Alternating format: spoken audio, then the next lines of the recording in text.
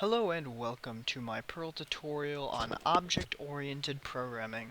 In this tutorial I will show you how you can use packages to create objects in Perl. So before we begin, I just wanted to share what my setup is here. So right now I have my tutorial Perl file, which is what's open right now, it's blank, and then inside of my Perl tutorial folder that has the tutorial file inside of it, I have another folder called lib, which is going to be our library where we store all of our classes or packages as they're called in Perl. So let's go ahead and create our first package. So we want to go to File, and then we want to create a new file, and then let's go ahead and save this new file as, and open up our library, and then we want to call this users.pm. PM stands for Perl module. Make sure it's .pm. And then we want to go here, we want to say use library lib, and then we want to say use users. And now that we have these two things here, we now have access to this folder and everything, as well as this right here, and access to everything inside of our module here. So let's get to creating our module. So how we start a module is we first say package and then the name, users, and then we also have to end it with then a semicolon. And what that means is all modules or packages, they have to return true or else it just won't work. So that's how that happens. That's why you have to include that. And then now we can create our constructor. How you create a constructor is you just call sub, and then you can call it whatever you want, but it's usually called new, so that's all I'm going to call it. And then you open brackets, and then the first thing that we want to define inside of our constructor is the class that the constructor belongs to, and the class is going to be equal to whatever the user passes in. Notice I am not using @_. That's because in the constructor you cannot use that. You have to use shift, which just means the same thing that @_ would mean in a basic sub procedure. It just means the user's input. So whatever they enter for the class, that's what the class will be. And in this case, the class is going to be user. So now our new object can be defined with the class users. Next thing we want is we want to define the self, and that's going to be equal to the member variables. So self, we have to also end this with a semicolon, and the reason we have to do that is because these are going to be our, I'll put a comment in here, member variables. So everything here is going to be a member variable. So we can add as many attributes or member variables as we want. So I'll add the first one. Let's add username. And then you have to do the equal sign, then an angle bracket. It will be equal to shift, which remember is wherever the user enters. And then we have to say, let's do another one, password. And that will also be equal to shift. And then last one, ID, which will also be equal to shift. And the next thing you have to say is you have to say bless, self, and class. Now the reason you have to say this is the bless right here of self and class allows a reference to all of these member variables for any sub procedures we have down here. So now that we allow a reference to all of these, we can create getters and setters to all the member variables. So that's why you have to add bless right there. And then the last thing we want to do is we just want to return self. We want to return the object that you created, because that's obviously what you want when you create an object, is to get that object. Now we can create all of our getters and setters. So let's first create a setter for username. So we'll say sub set name.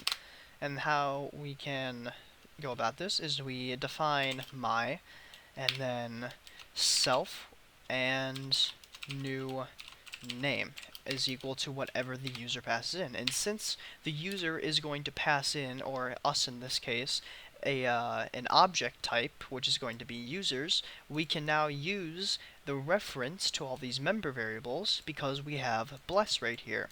So now we can say self arrow username. We can use this reference because of bless right here is going to be equal to whatever the user passed in for new name if defined, and then you have to say if new name is defined. So you want to set username equal to whatever they pass in if it's defined. If this is defined, then you want to pass it in there, and then you just want to return the new username. Oops. So username, just like that. And so now we have a name setter. And then we can also create a getter for this. So we'll say sub get name, and that will be just this, basically the same thing. My self is going to be equal to whatever the user types in here, and since it will be a reference to an object or to a user object, we can call the reference to, or we can just say return self and then username, just like that. And then the next thing that we can do is we can actually copy both of these and paste them down here, and we can change this from set name to set pass, and we could change new name to new pass. So let's just change this everywhere. So copy this, we'll change it right here to new pass, we'll change it right here to new pass, and then we'll just change username to password, and we'll change username here to password. And then instead of getting name, we're going to get password. And then instead of returning the username, we're going to return the password. And then we can do that once again for our ID. Paste that down here, change this to set ID, change this to new ID. We'll copy this and we'll change it here as well, and here also. And then instead of returning the password, did I make this lowercase? I did. We want to return the ID, just like that. And then here, instead of getting the password, we want to get the ID. And instead of returning the password, we want to return the ID, just like that. Okay, so now we can Control S this, and we have our class set up. So now we can go into our tutorial right here. And this is how you define a class type. Is you want to say my, and then we'll say new user is going to be equal to a new users, is what I called it. And so this new here calls the default, or the constructor. And then we remember we have 3 parameters we want to pass in: username, password, and ID.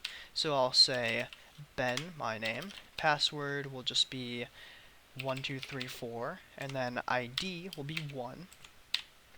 And then we can go ahead and save that, and then we'll say print user name, and then that will be equal to print new user arrow get name. And then we also want to print out the password here, and that will print new user get pass. Don't forget the parentheses right there. And then the last one, we could just go ahead and copy this, paste that there, change this to ID, and then change get pass to get ID, just like that. And then we save it, and then we'll say Perl tutorial.pl, and then there we go. It was added. And actually we can add, or hold on a second. Oh, whoops, I made this slash, I forgot to add the slash n there. So now if we just run this again, you'll see Ben, 1, 2, 3, 4, and 1 was returned, and we did this all using object-oriented programming. Alright, so that will do it for this tutorial. All the source code will be down in the description. If you'd like to, please give a thumbs up, and I'll see you next time. Bye.